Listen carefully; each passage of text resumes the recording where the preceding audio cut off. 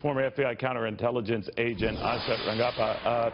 Asha, one of the things that struck me, and I think it's been lost in the sauce on Ms. Rice's comments, is that these leaks were not done for political purposes. That didn't mean that she said they still weren't done.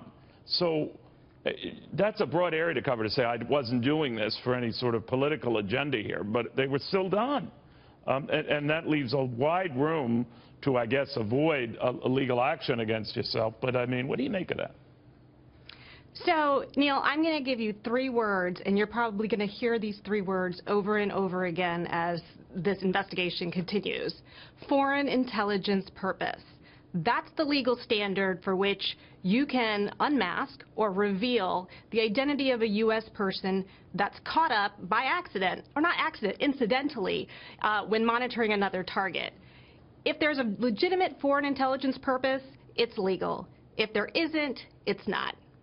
All right, but what if you are making the argument, I'm no lawyer, and you know the ins and outs of this far better than I, that you thought at the time there was.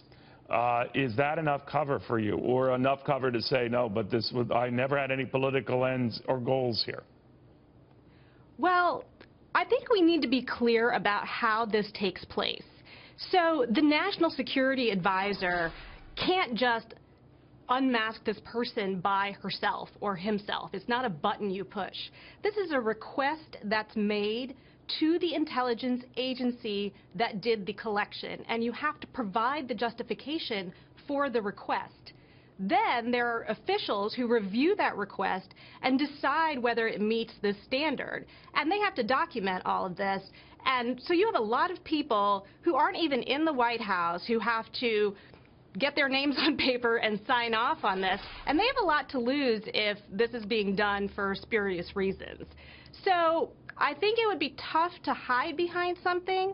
What we need to know is really what the reasons are, and those reasons are probably classified. So while maybe some members of Congress might be able to hear that, it's unlikely that you or I are going to ever hear this on national television. Well, you might be right about that, but I'm thinking of the timeline for a lot of this stuff, and I know we're putting dots together after the fact, but it's the best I can do when I hear James Comey saying that, or reports that last fall he was wanting to give the president a heads up that there was clear indications the Russians were mudding around in our elections. Not that anyone has ever come out and said they discernibly changed the results of the election, but that the Russians were mucking around, and the president opted not to pursue it. But he might have raised enough antennae or concerns that Senator Susan Rice and others to say, well, let's monitor these guys around Trump, and in surveilling them, they also maybe stumbled upon surveilling Donald Trump himself. What do you make of that argument that there was enough concern that they had, maybe initially triggered by James Comey, that there was something there and that they were going to pursue it, and that it got to the point that they were quite happy to unmask at least one individual and maybe more? Well, I don't know about quite happy, but I think you might be seeing what is a perfect storm of 3 events. So you have an ongoing foreign intelligence investigation from the FBI starting back in July. Then you have a change in transition, a transition right after the election, where you have an old administration that's still trying to conduct foreign policy with a new administration coming in. And then on top of that, that new administration was screwing things up and not honoring what was the conformity that we've had in the past, right? Well, I don't know what the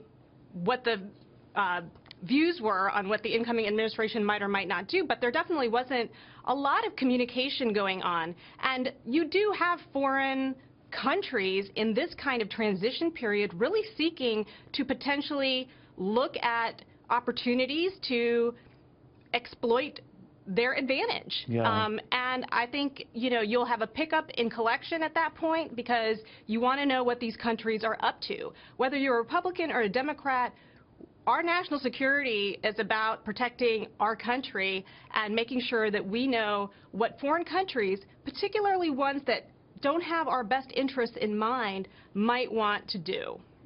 All right. It's wild. Asha, thank you very, very much. Good talking to you again. Thank you for having me.